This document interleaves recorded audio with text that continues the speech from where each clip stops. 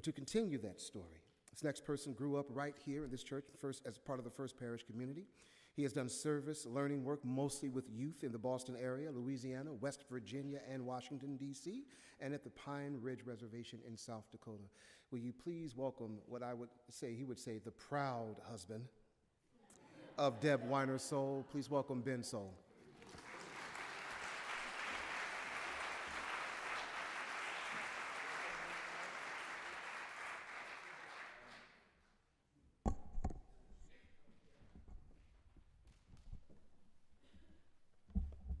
Thank you, Reggie. Proud indeed.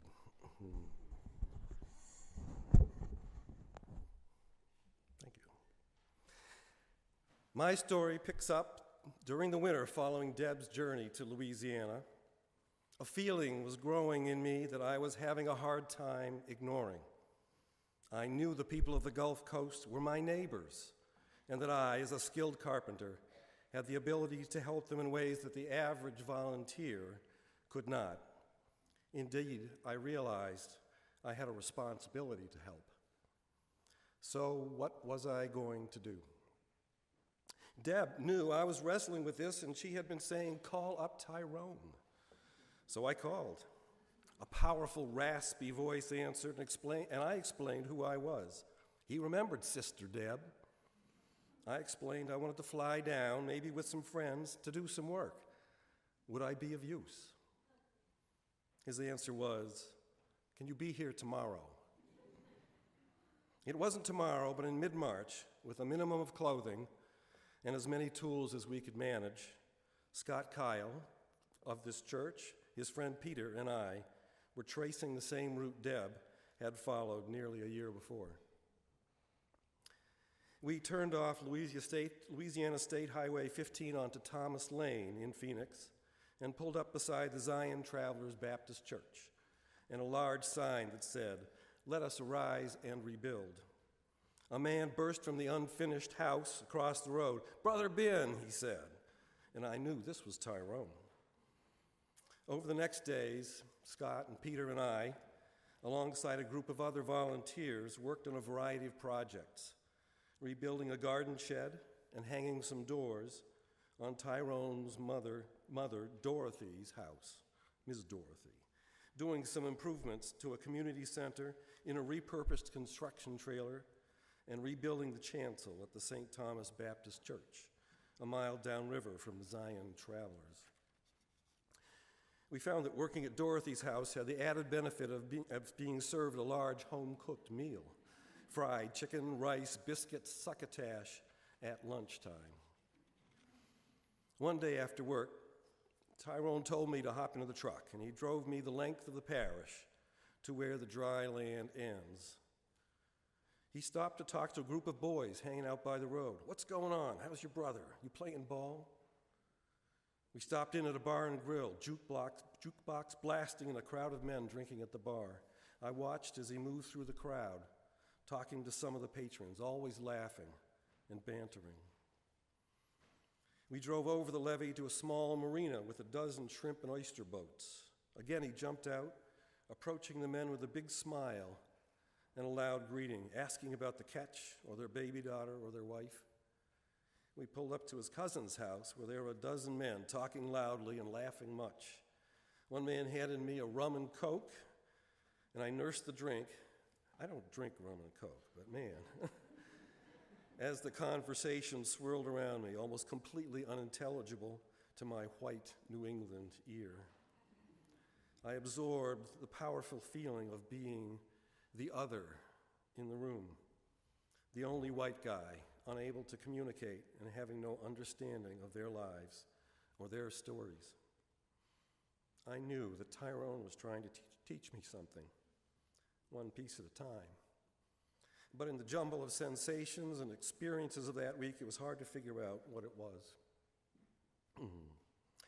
The day that Scott and I were working at St. Joseph's, we noticed a sign in the door about choir rehearsal, which had taken place the previous evening. Now later, when Tyrone came by to check on us, I said he should have let me know about choir because I would have joined in. I was kidding, of course. He said, "You sing?" I said, "Yeah, I did." Great. We'd love to have you sing something for us on Sunday morning. I swore silently.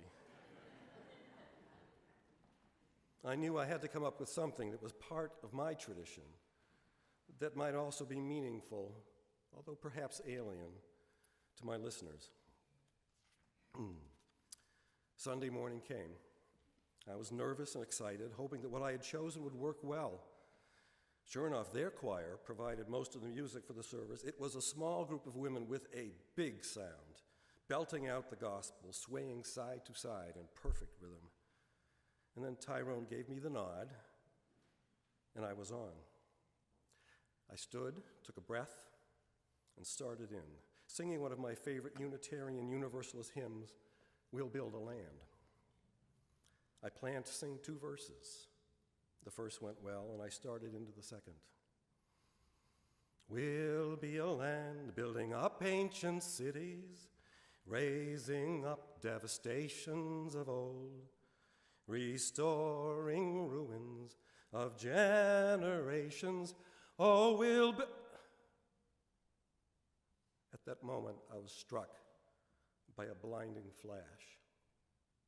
I was still singing, but I was thinking, what do I know about any of this? What do I know about coming back to a house filled with mud and mold or completely washed away?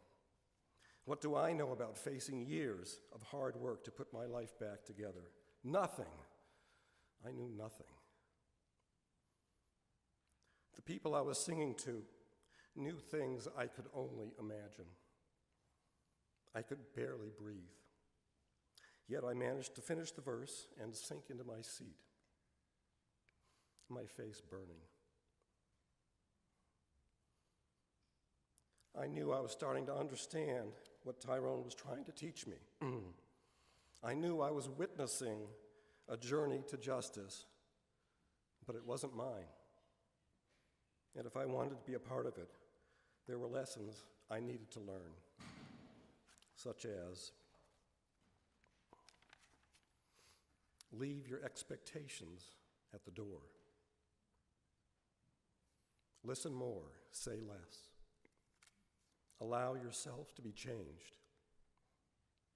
And if someone asks you if you can be there tomorrow, say yes.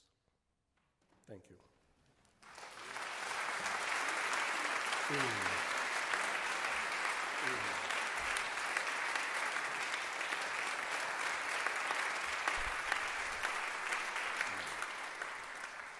Postscript. The story doesn't end here. Tyrone, Ben, and we found reasons to be in touch. Ben went back to New Orleans later that year for a second week of work. Our younger daughter, Abby, spent a few weeks in New Orleans when she was a junior in high school doing a service restoration program, and as a result, wound up attending Tulane University. She later took a dismantling racism course, and Tyrone was one of her teachers. All through her college years, Abby had his phone number, and he knew where she was. And if there was trouble, we knew we could call Tyrone. Later, I brought a church youth group to the city, and we took them to Plaquemines Parish.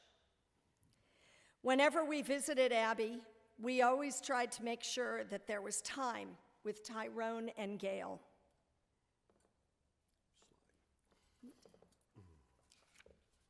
It goes on, and with grace and blessing, it will continue.